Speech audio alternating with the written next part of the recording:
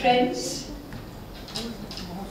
Mr. Subhrankar Mukherjee, Mr. Rakesh Kakkar, ladies and gentlemen, welcome to our 9th conversation on urbanization.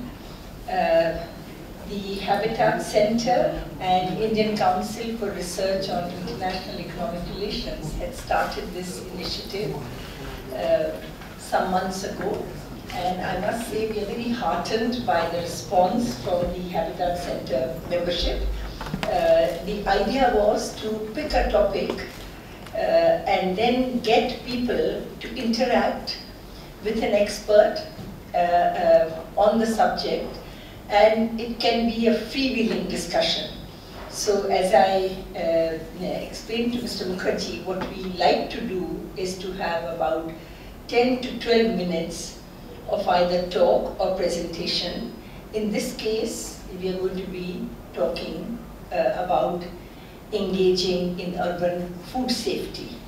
Now you know that food safety has been very much on our minds with what we have seen, and what has surfaced in the last few months are some specific cases in the organized sector where, when we have looked hard at it, we find that these products don't meet our standards. But that has also woken people up to saying, if this is the state of the organized sector, what's happening with the unorganized sector? And we haven't even begun to really look at the whole scenario of food safety. You know, in Europe and in the US, there is a lot of emphasis put on food safety to the extent that they don't allow imports from certain countries unless certain standards are met. We also, in order to do the same thing, sometimes talk of these phytosanitary standards, but we don't focus so much on our domestic standards. What you're going to get from Mr. Mukherjee is something which you wouldn't think of when you think of urban food safety, because when I talked to him, he came up with a novel solution which really has a strong element of self-reliance in it on how to go for food safety in urban areas, which takes care of both food scarcity and food quality, because you have complete control over what you do. As I will not speak, I will let him speak. But as I mentioned to him, that while that provides one dimension of the solution, there are other dimensions that we have on our minds, which is, you know, when you process fruits and vegetables, whether you do it in the organized sector or unorganized sector, what are the kinds of challenges we face in Indian cities and towns? Now, as is common with us, as is the tradition, we send you a detailed CV of the speaker in order to save time here. And I will just mention a couple of things for those who may not have actually looked at your calendar profile, that Mr. Mukherjee has more than 30 years of experience in appropriate technologies, in project management, quality management, and environmental economics and social entrepreneurship.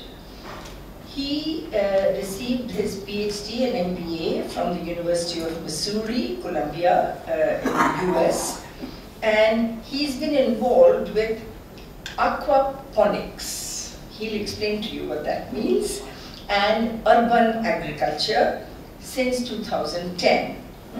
He has developed aquaponics and spirulina eco-parks in the Sundarbans in West Bengal, and he's at present the COO and Secretary of the Club of Rome, India. He lives in Delhi, and he was the Chief Rapporteur for the Food and Nutrition Security Global Conference held by the Club of Rome, India in October 2014. So with those words, may I invite you, Mr. Mukherjee, to speak? The conversation is going to be in two parts. The first part is something that you already know, and the second part is what she referred to as our innovative approaches for growing food by yourself, and the bridge between that would be what the Club of Rome calls the ecological footprint. So we are familiar with the terms engaging in urban. I wouldn't go into that, but food is the substance that can be metabolized to give energy and build tissue.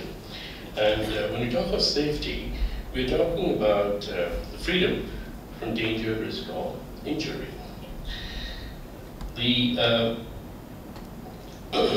Daily Mail newspaper article, which I think I've got the link provided below, focuses on health fears over vegetable contaminated with riverbank sewage water in New Delhi.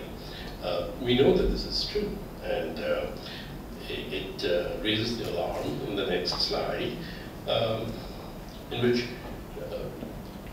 it shows that the water that is used to wash the vegetables is neither safe nor clean. The chart below shows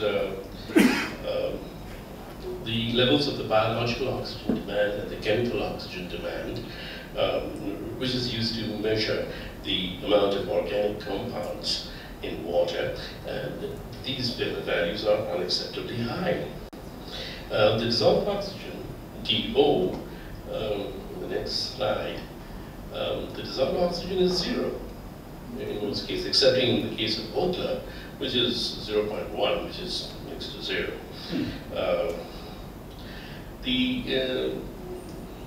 This picture shows the data for the total coliform and the fecal coliform, which should be 0, but it isn't in any of these instances.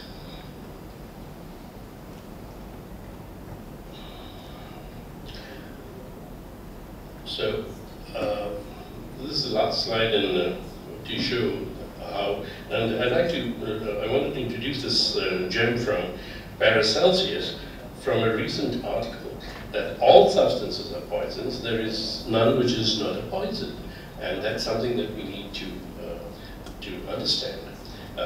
Indeed, we eat at our peril. That's the last sentence on that slide. Now, these are some of the food safety habits in Western households. It introduces the do's and the don'ts of food safety habits in Western households, such as 38%. Only 38% of their vegetables are soaked for 15 minutes before rinsing them again, and 71% do not wash their dishcloths with soap and hot water. These are trivial things, but these are the ideas that are important to imbibe when you talk about food safety.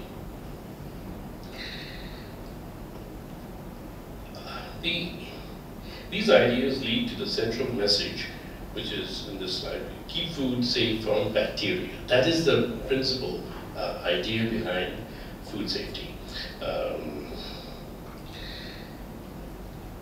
When we grow our own food under control and with new technology such as aquaponics, which makes it completely organic, it inherently keeps the food safe from bacteria.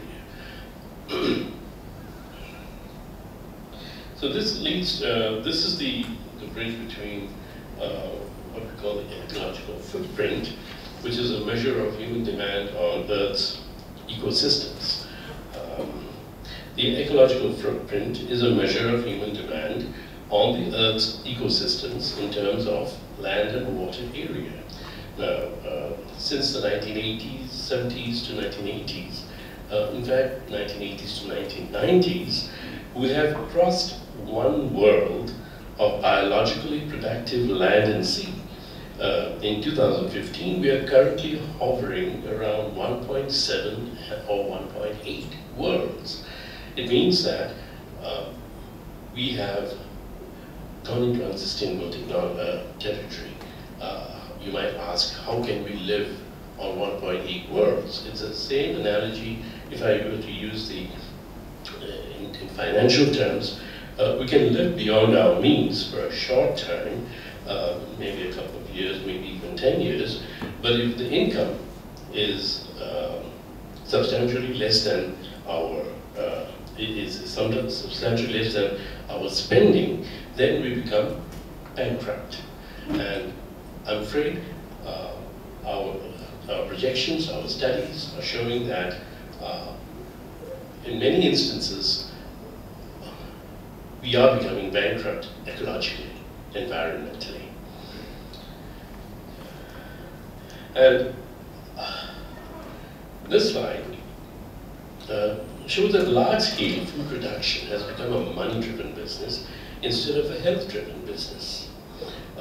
We lose food safety in the process. Why? Because, well, first of all, we are using non-renewable resources to transport our food from the rural areas to the city areas, because, as we know, city areas are food deserts. While this is happening, we are losing the nutrition quality, we are losing the water from the vegetables, it becomes dry, and we lose freshness. In other words, the food quality is deteriorating. So what is the solution? Which brings us to our saviors. In the West, they have already experienced the benefits of edible landscapes and sustainable landscapes. As growing food on our own land is a healthy, economical, therapeutic, and satisfying endeavor. Edible plants in our landscapes give a return on investment that is both smart and delicious. When we grow our own food, we create a more sustainable world. Therefore, as you can see in this picture here, and in the next picture, guerrilla gardening, where the idea is to plant food aesthetically in unused spaces, in vacant lands, and everyone is welcome to help in the process of growing and eating and consuming the food. It is not meant to be proprietary. It's meant to open up the idea that you can grow food everywhere and anywhere.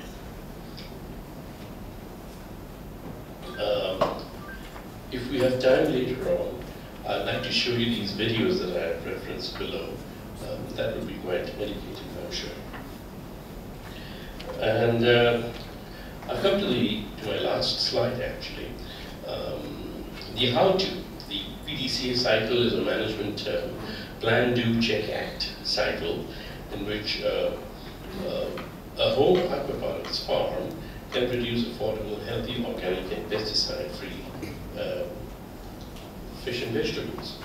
So the idea is to go through the plan, do, check, and act cycle. So you select your school or community in general for edible landscapes and program. Build community. The idea is to build community capacity and local networks. The second step is to develop soft technology. Now you'll see that we've got soft technology here and hard technology. Soft technology inputs for design of edible landscape, where we do participatory approach for training and education. Participatory approach is perhaps the most important thing here. It is used as a buzzword, but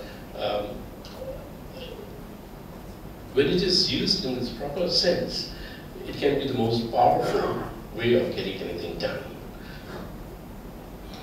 And then once we have the designs, soft technology designs, we develop the hard technology outputs for building physical structures.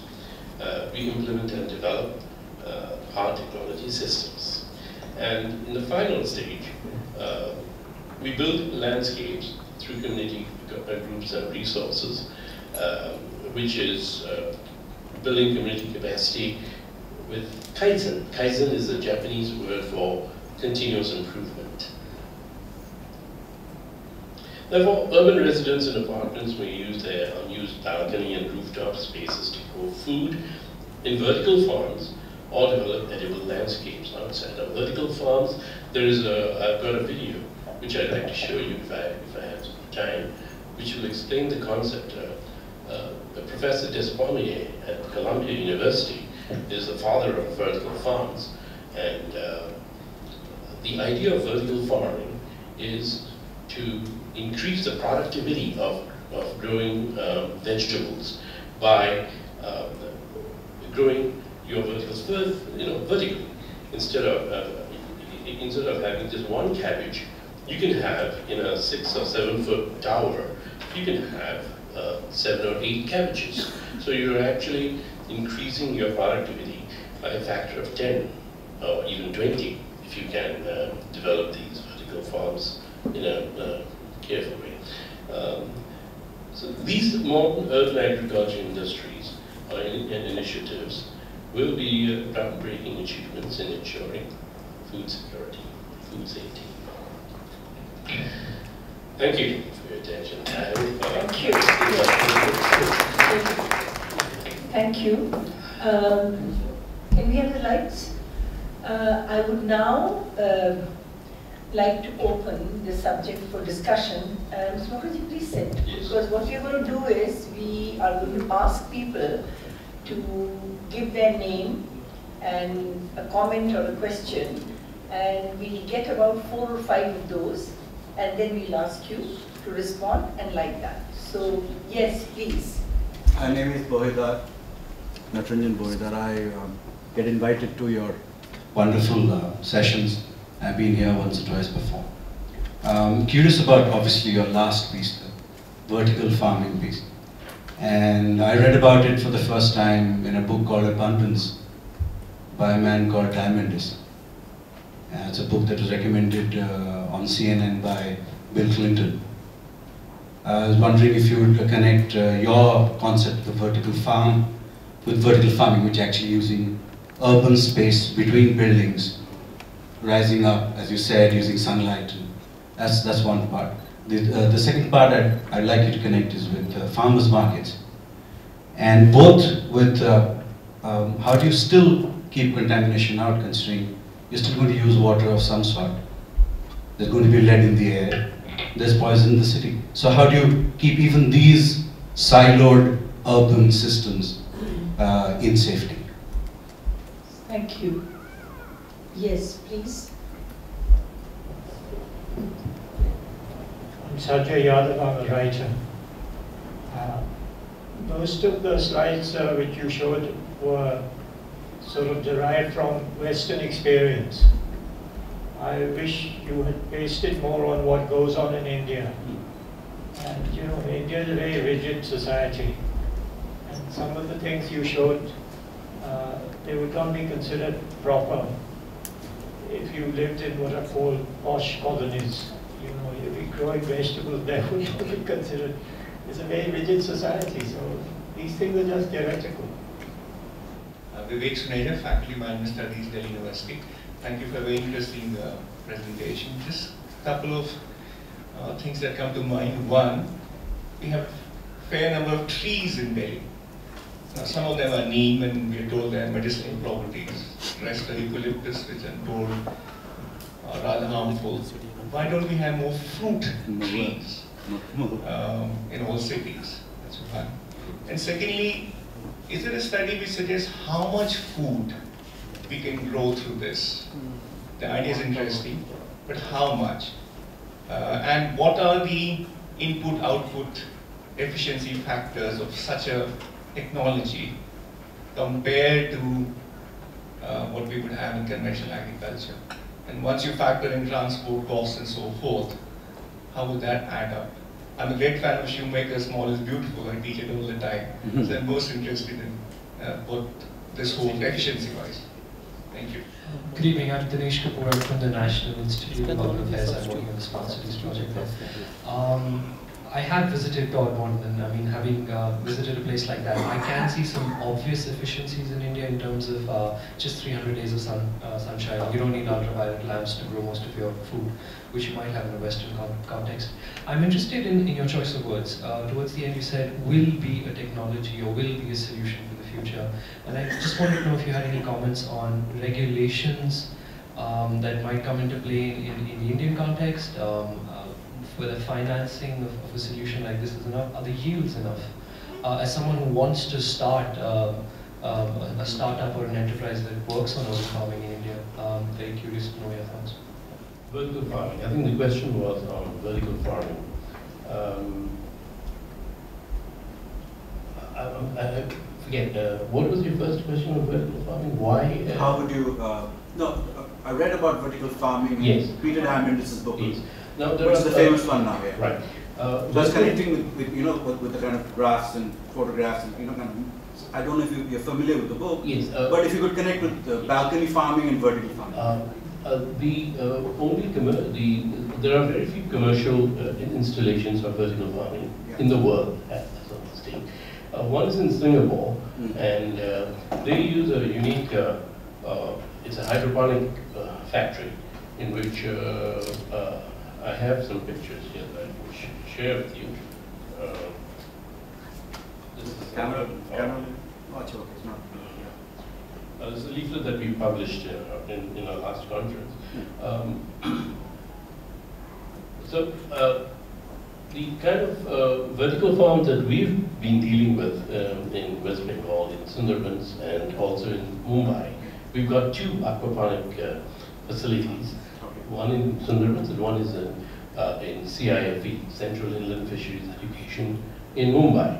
There we've got smaller systems. We've got 8 stories, 5 feet and 7 feet vertical towers, in which you can grow about 6 or 7 plants.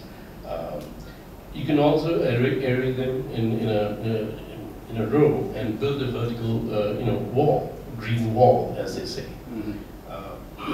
And you asked a question about how to keep urban food and systems safe. Yeah, considering the pollution. Safety. I can only respond to your question on aquaponics, because aquaponics is a completely closed system. It is inherently safe. It's biosecure. You don't have to do anything to keep your food quality. The water is used. The water is recycled. It's recycled, and it's a closed system, not in contact with any earth sources. It has to be only you pass it through cement or plastic tanks. That'll pick up metals will corrode, plastics. No. I mean, you've done this before. I mean, yes, so, if you use UPVC pipes, then you don't have that problem. Okay. You only have that problem if you use very cheap and black pipes, and so you find that most of these aquaponic units are in white plastics. So. What Diamandis actually talks about is that you pick up rainwater, which is at the height of about 6 or 7 floors. So you're talking of a skyscraper, and then you pick up solar, and that you don't even have to recycle because rain is natural. It's not contaminated. Sort of. I'll send you the details. Yes. Take a look. What you're referring to is soil-based technologies. You can use water, but if you use aquaponics, then it has to be recirculating, because the fish waste gets converted into nitrites and then nitrates. You use so the plants pick up the nitrates. I see, yeah, so sure. you don't have to use any nutrients for the plants. Okay. The second question was it's theoretical. I do have some pictures that I can show you what we've done in Sundarbans and also in Mumbai area. Of course, these are not commercial. We've got a 25 lakh rupee grant from the Mumbai government to build this aquaponic spirulina eco park. So it's unfortunately, because it was summer, the plants died.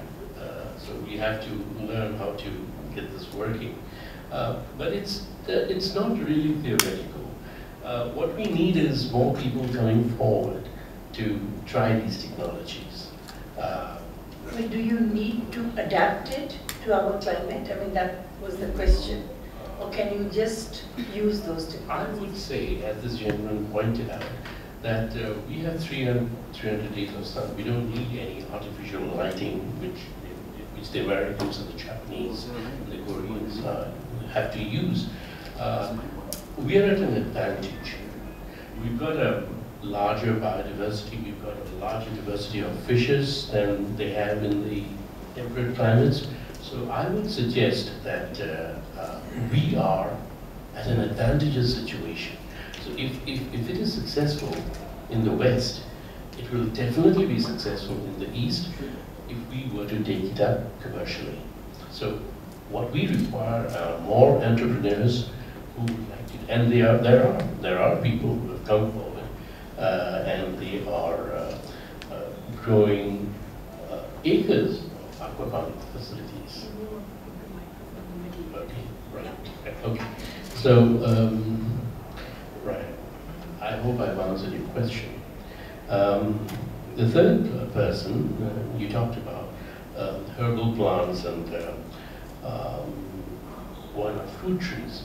I am very pleased to inform you that the Club of Rome and Development Alternatives is forming a reforestation alliance. It's a national alliance. And we're taking up this model project at the Asulavati mines, where we plan to grow nurseries of the local species. Sohail Madan is the head of the CEC. BNHS is the oldest society in India, I think. BNHS, so his focus is on conservation, and the first part of the project would be to build nurseries of 22 different species of plants, trees. I am very particular to moringa. Moringa is the most nutritious plant that you can think about. So, and there are two more phases where we will actually have this eco-park development, and Rohini Chaturvedi of World Resources Institute suggested that we should actually go really ballistic with this project. And if you're familiar with the Eden project in England, it was also a mine which has been converted into a beautiful eco-park demonstrating various parts. So, as you know, Singapore is an area where they grew mango there. It's a very interesting story, actually. When Singapore didn't have any water, and so when it became independent, Lee Kuan Yew suggested that they should plant more trees. And when that was a wild success, he said, let's plant more fruit trees. So you actually have fruit all over the place. So your point is very well taken. What I don't understand is why can't we do these things? They're so common sense, but why don't we do it? So I really thank you for pointing this story out, this idea of growing fruit trees. I think we should. And this is something that we are going to be taking up in our project at Asulavati. Input-output efficiency. Have you done some thinking on that? Actually, we think too much about this. I think we should just, I wouldn't even know how to answer the question. Input-output deficiencies. Efficiency, that was the question. I wouldn't know how to answer that question, other than to say that if you have nothing now and you have something in future, it's more efficient. It's going to promote urban greening. It's going to reduce the city temperature. It's going to be providing important fruits to the people of Delhi. So I don't see any downside in this, other than the effort. Now, of course, there has to be an effort that we have to expend in this. And what was how much? But if I may say, you've been talking about the commercial ventures also. So then it becomes important. So the price at which you could do this compared to what you get in the market, I mean, any idea of how that would work? I haven't done the socio-economic studies for this. How would it compare with a plantation? Obviously, a plantation is grown, it's a monoculture usually. Here what we'll be promoting is multiple fruits. So it's not meant solely as a commercial venture, but it would be basically to promote urban greening, also the poor people to pick up the fruits and eat it. So I don't know whether that answers your question or not. Yes, sir. Can I take a crack at that question and the answer too? Because it's connected with my original question about the farmers market, which you didn't. Farmers market. No, don't you worry, don't you? It's Right. okay. I mean, everybody knows what it is, more or less. But if you take a look at the way we've evolved, and I can see the fears that have been planted in our minds by the lobbies that currently exist and the cartels, which say, oh, what will happen to this big agriculture? The farmers market is actually costlier. If you go to a farmer's market and buy stuff in California, San Francisco, the food is costlier. But the fact is that if food is costlier for some and they're not so costly, some kinds of food, for others, you create a tiered, differentiated system. So most people who are looking for better, higher nutrition go for the higher cost, and they do not then impinge upon the mass distribution of food, and therefore the problem. When large sums of money in people who can afford higher forms in the food chain goes into the lower chains, you have inflation. If not, the higher end people will pay for the better fruits. The whole idea of moving from, say, milk to juices is actually a tiered system. That, I don't want to have milk. So milk becomes cheaper simply because not so much money is going to buy milk. So you don't have to get a packet and you don't have to get large multinationals to do milk for you. So this whole idea of creating a stepping ladder and getting people to buy from the farmer's market at a higher price, and to buy from vertical farms, which will be slightly costlier, and even your spirulina, etc., which we've heard about. In fact, 10, 15 years ago, there was a huge campaign on spirulina being a very good substitute. That would then work. What we're doing is we're using a hell of a lot of money and subsidies into just one bag, and so we're creating a lot of inflation. This tiered thing is not available. But is that the thinking behind your concept? The farmer's market concept is again for small people. It's meant for an urban farmer. Let's say an urban farmer takes on vertical farming and grows vegetables. Now, where is he going to market it? He can market it to exclusive restaurant chains, but that may not be his full offtake. So the farmer's market becomes and there are many such urban farmers, then it becomes a way of buying food, buying vegetables. I think it's meant for the small growers. And the role of regulation. There was a question on the role of regulations. Yes, regulations in the Indian context and startups. So, to the best of my knowledge, there is no regulation against aquaponics or hydroponics that I'm aware of. That's because they don't know about it. The government is not aware of vegetables growing on water. I mean, it's a concept which is very alien to us. As far as the Or no, let me put it another way. Is there an enabling environment that can be provided? When we say regulations, we don't mean just to check something, but what is an enabling environment that government policies or institutions can provide to promote? Yes, that's a very good question. I would say an enabling environment would be this change in the way saying that in India we have a very closed mind about how things should happen. And if you show him a picture of a vertical garden, it may be country. So communication through television, through newspaper articles through our, now I think we're about 100 people here now. If all of us were to think about this, about food safety, and take a pledge that we're going to grow our own food, I think that would be a very good enabling mechanism for these newer technologies and these newer approaches. Okay, so can we take the second round? Yes, please. I'm Komalpreet Kaur and I'm agriculturist. So my question is, you mentioned about ecological footprint and participatory approaches. So what is the relevance of ecological footprint in this session?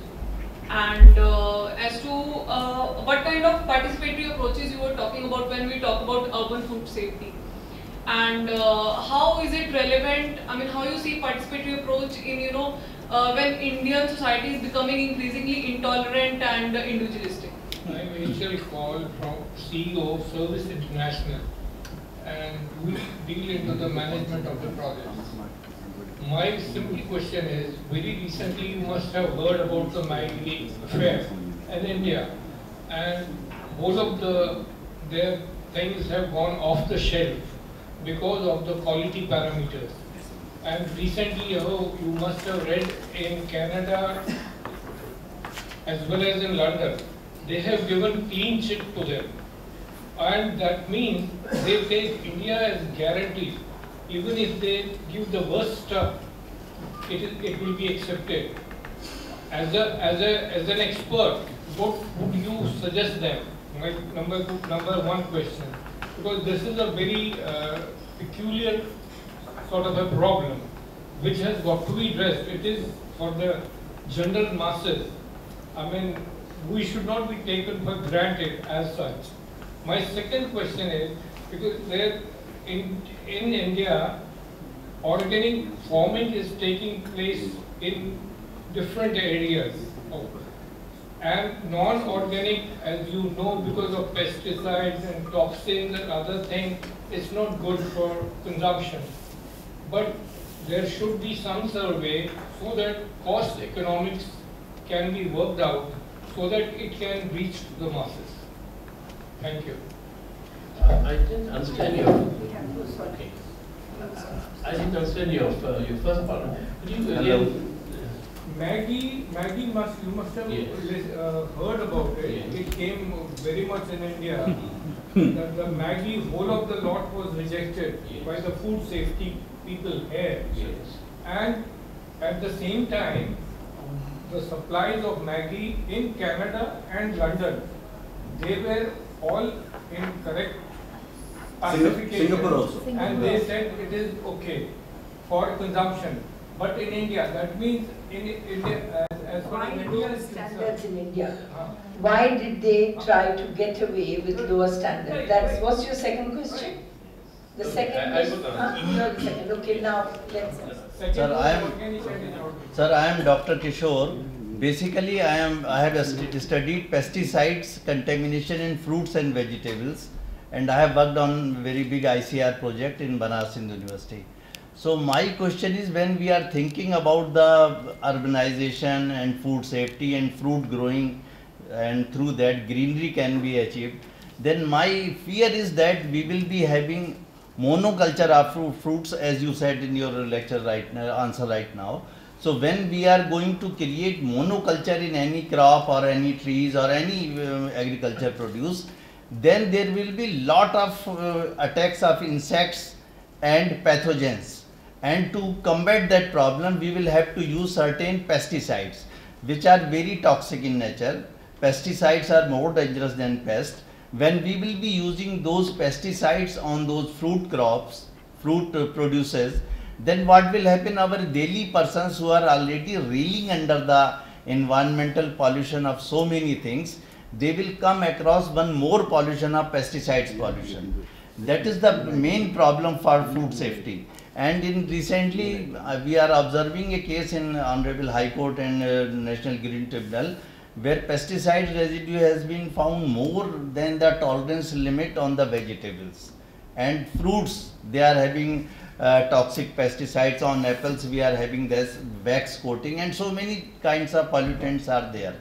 So my suggestion is that when we are thinking for greenery in Delhi, especially we should have first thing in our mind that how much air pollution those trees are going to reduce. So we must select the plants who are going to give us good oxygen, and they are going to entrap the microgram particles, aeroparticles, which are associating with our lungs and alveoli and causing a havoc on the daylights.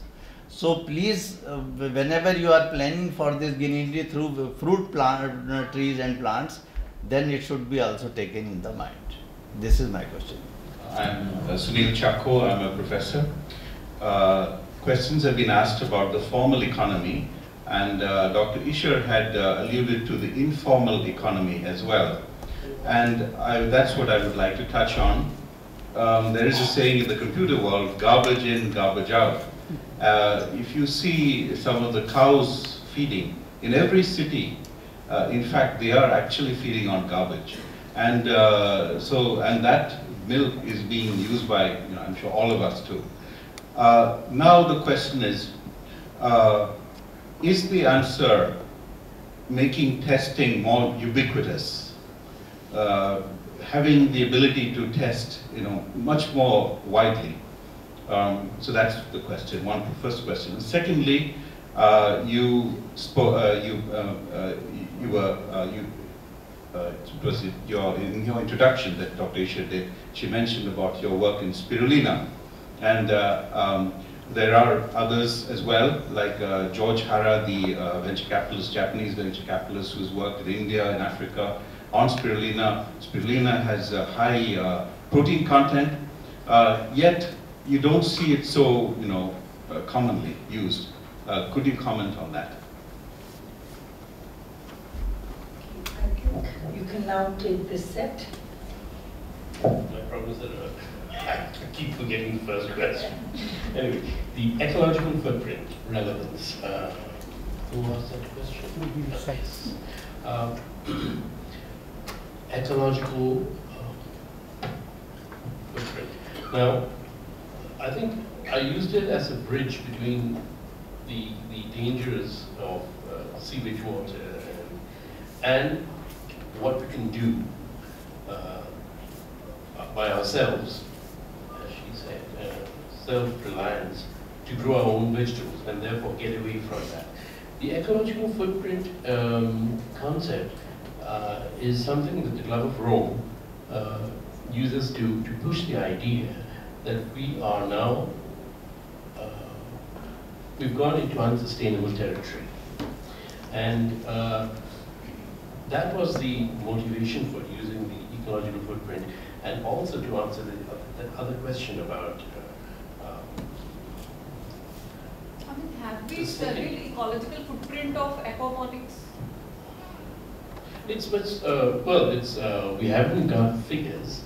The ecological footprint is a much more complex measure. So we don't have the resources to do those studies at this time, unless we get some funds for that. But the second slide of the ecological footprint, which shows capitalists, the Maggie problem, for example. Maggie has a different standard for Canada and England, and a different standard for India. So that is that's the link between the two subjects that we were talking about. One is the problems with the current food situation, the unsafe condition of foods, and how to make it safe. I believe that if we were to grow our own food, then our ecological footprint would be reduced, because there is less transfer of food, less carbon emissions, lesser health problems. So that is the link of the ecological footprint. And as far as participatory approach is concerned, I think the participatory approach is a fundamental thing that we seem to be missing out in our societies. We do not employ the participatory approach as much as we should. Regarding the I think one of the videos that I pointed to shows how this lady in Lodi, in England, was able to enthuse the entire community to grow their own food and grow edible landscapes. And that was a participatory approach. She came down, and there were people like you, and all of them agreed to get their hands dirty and grow their own food. So that is the power of participatory approach, which I think we are lacking in this country. We have to be more aware of the powers of the participatory approach. And then monoculture. Yeah, pesticides. Pesticides and the monoculture, the question on monoculture. I'd like to share with you, I don't have that presentation with me. It was a project in South America, in Colombia, called Las Gaviotas, in which they grew over 8,000 acres a particular researched pine.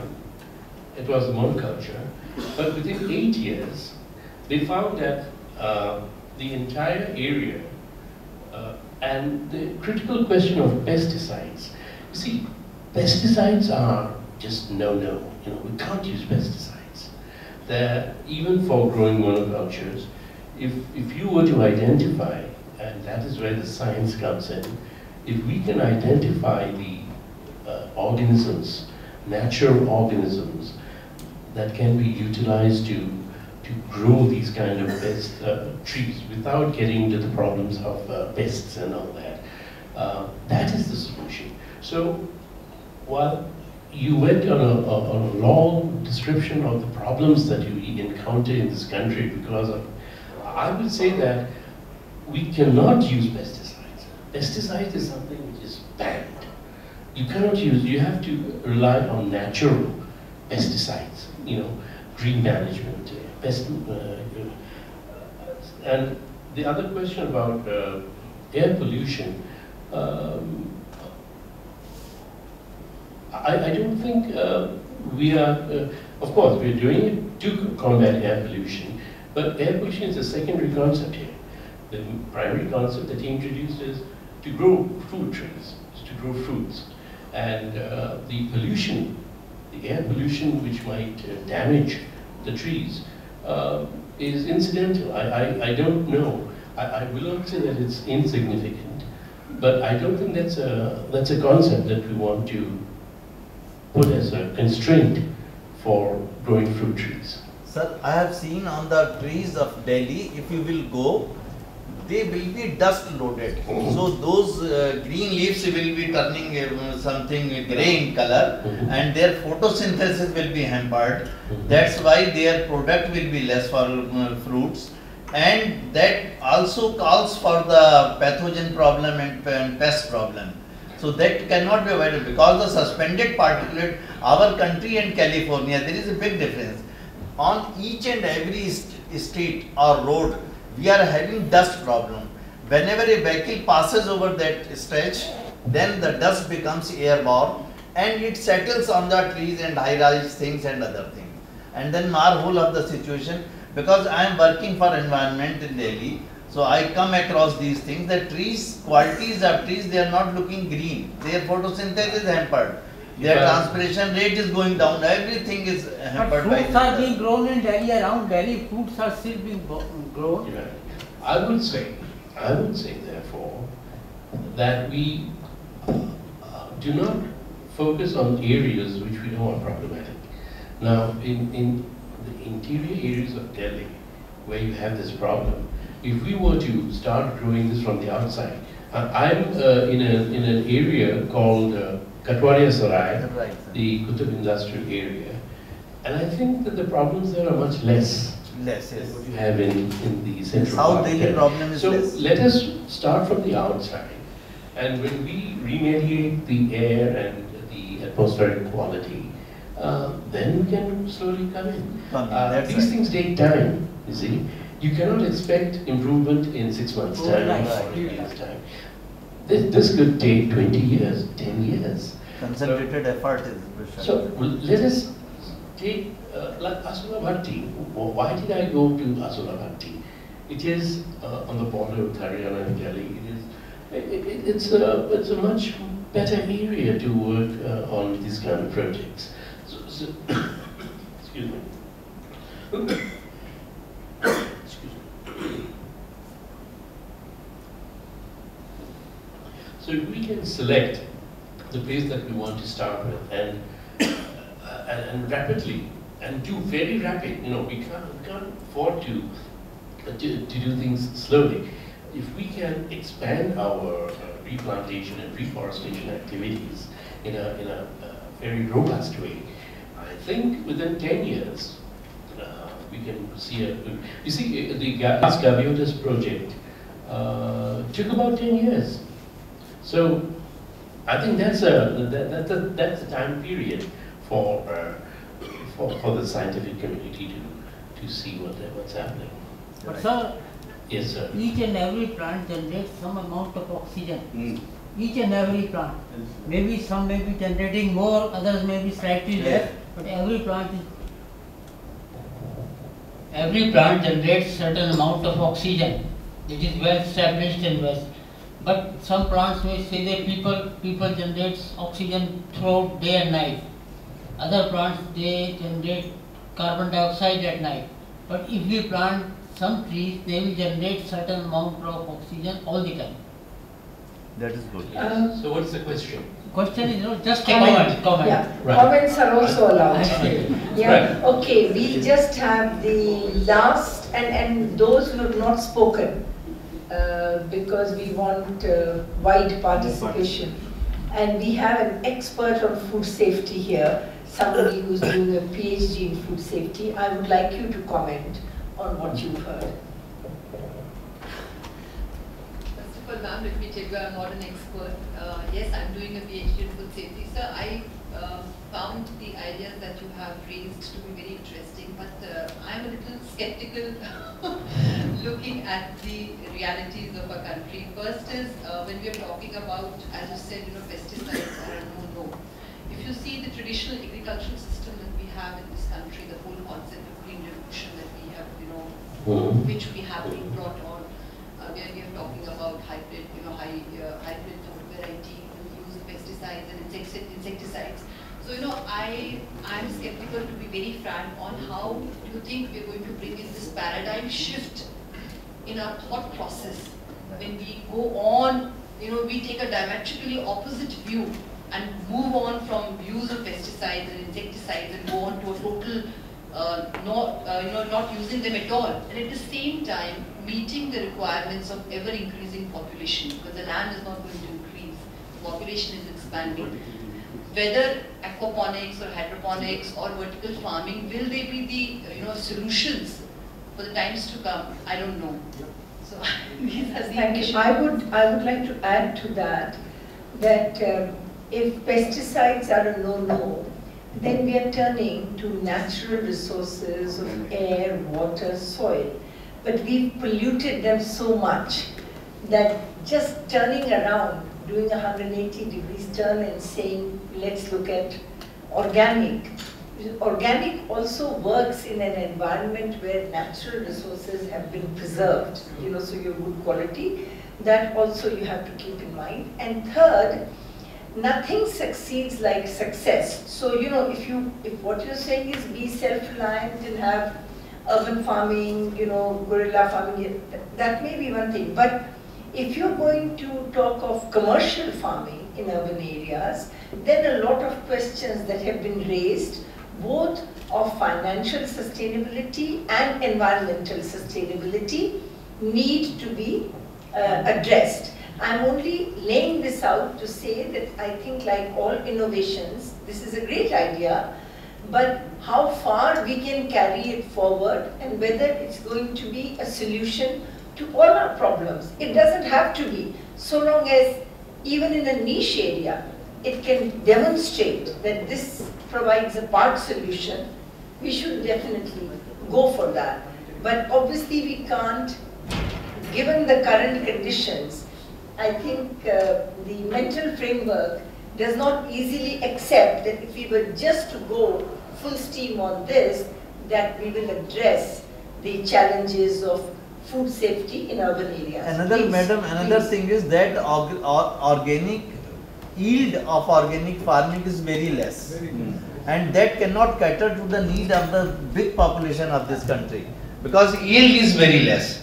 Until unless we are going to use pesticides, fertilizers, and these, I will give you one example. If we are planting a tree and we are not dipping its seed or its twig in pesticides and we are putting it in the soil, then what will happen? Some termites and grubs, they will eat away that.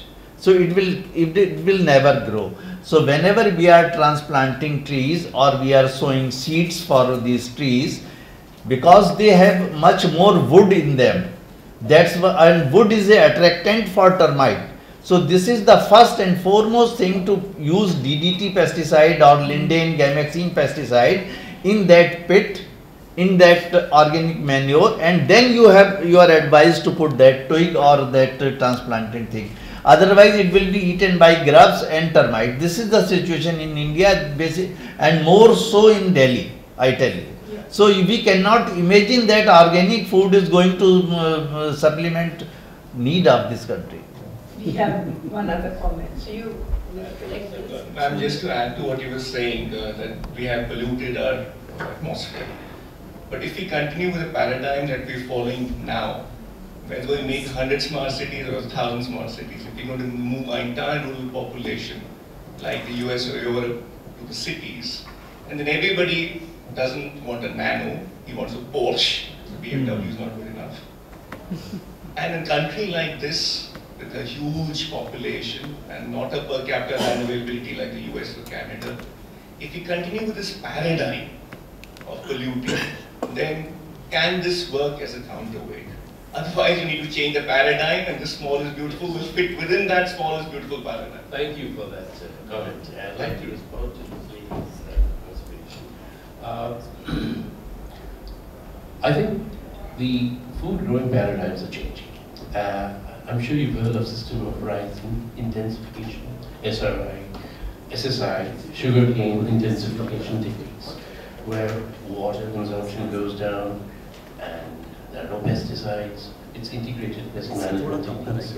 So this professor who pointed out that you have to use pesticide, I tend to disagree with that concept. I think we can grow food without pesticides, 100%, and in large quantities, with these newer concepts of intensification approaches, where it is methodical. You know, it's not, you actually use less seeds and you will space them out further apart and you get much more productivity. It's been proved, it's a fact. And price the product higher so that you differentiate the population from everybody with large sums of money going for that basic food. This is the problem. I think now we are giving the last word to Mr. Mukherjee. Please, And sir, the technique is called integrated pest management techniques, what you are talking about. Integrated, Integrated pest. So, IPM. But even the food growing technologies are changing. With the intensification approaches, we had Professor Uphoff from Cornell at our food conference last year, and he explained the concepts. So the system, with new technologies, there are lots of farms in India where this is working, but they don't get support from NABARD, for example. People are still very unwilling to try new technologies. So it's a question of our approach. You know, we need to change. In China, they have stopped the Green Revolution. China has moved completely away from Green Revolution, and they are adopted the SRI approach, and in large cases they're successful. But that is where this evangelical, this communication, this group that we must all try to imbibe these newer ideas which will free us from this, from these problems that we have. As he rightly pointed out, if we keep on polluting, if we keep on using pesticides, then we will not come to a solution. Our food quality will never be safe, and we know that the pesticides approach, it's on a diminishing return. That's right. You have to use double or 3 times the pesticide that you used to use before, and you're getting half the product. So I think we have to rethink our paradigms. Well, first of all, thank you very much, Dr. Mukherjee, for coming here and giving us a very interesting and provocative presentation, which has brought forth a lot of discussion, a lot of points. Thank you very much, Dr. Ahluwalia and the rest of ICRIER, not only for this session, but now for a very long series which has crossed more than about 18 months now. And we do hope we'll continue to work with you and continue with the series, which we do once in 2 months. So the next session we hope will be somewhere in September. But if I could just react to what Dr. Mukherjee was saying, we do have some empty spaces here. So we would like to experiment with you and see whether some of the skepticism that is here is justified or your optimism is justified. And maybe we can see where exactly the truth lies with numbers, with what the professor from the FMS mentioned, costs and prices, efficiency. We can see whether it is worth the effort or not. Yes. So we can all come and pick our tomatoes at the yard center, huh? But I don't know at what price. So with those words, I would also like to thank all the members of the audience for having come here and participated so in such a large number and with much enthusiasm. And we do hope we will be able to make some headway as to whether these techniques and thoughts do have a future. Thank you.